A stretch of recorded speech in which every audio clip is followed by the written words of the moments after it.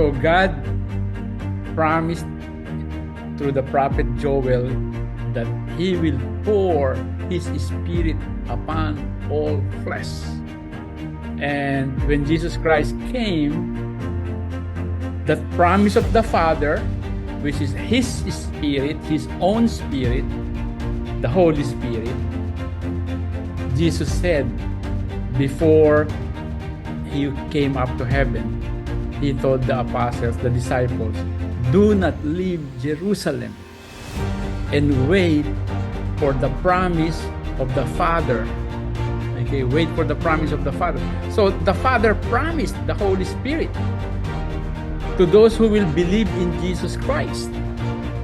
So the baptism of the Holy Spirit, the outpouring of the Holy Spirit in Pentecost is not really, I would say, an optional thing to the followers of Jesus, to us.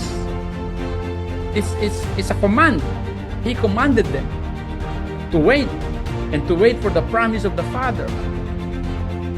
So what is the purpose of that outpouring of the Spirit, that Pentecost? Why do I still need the baptism of the Holy Spirit as in Pentecost, like the apostles? Why? Okay, now, there are differences. Okay, for instance, in the Gospels, even before the coming of the Holy Spirit at Pentecost, the apostles were already, Jesus already breathed the Holy Spirit on them. Okay, they were in a room, one time gathered together. Jesus appeared in the room, and it says there He breathed on them the Holy Spirit.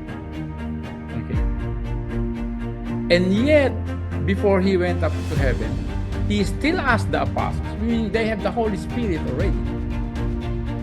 And yet He still asked the apostles, said, you have to wait for the promise of the Father, the promised Holy Spirit who will come upon you. And this is the reason why. And you shall receive power. Okay? When the Holy Spirit is come upon you. Meaning, the apostles are not really equipped yet to do their job until the Holy Spirit comes upon them. Okay? It's the same thing with Jesus Christ.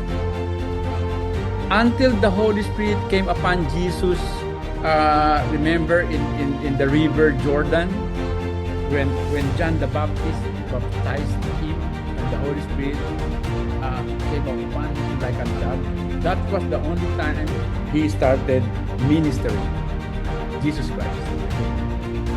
And He was 30 years old then. And then He went to the mountain and He battled the enemy, the devil, because now He has the power of the Holy Spirit. And when He came down after the 40 days and 40 nights, He came down, it says, with the power of the Holy Spirit. And He started ministering. Okay, so there's like, whatever term we use, maybe we call it the first breath of the Holy Spirit, and there is a second breath, which is the baptism of the Holy Spirit. And the baptism of the Holy Spirit is necessary for the empowerment. Okay, so there's, for instance, you could say that the Holy Spirit is in you. Okay, because you were baptized, you were confirmed. But the question is, although the Holy Spirit is in you, does the Holy Spirit have you? That's two different things. Meaning, unless the Holy Spirit have you and have empowered you, you are still not equipped, okay, with power of the Holy Spirit.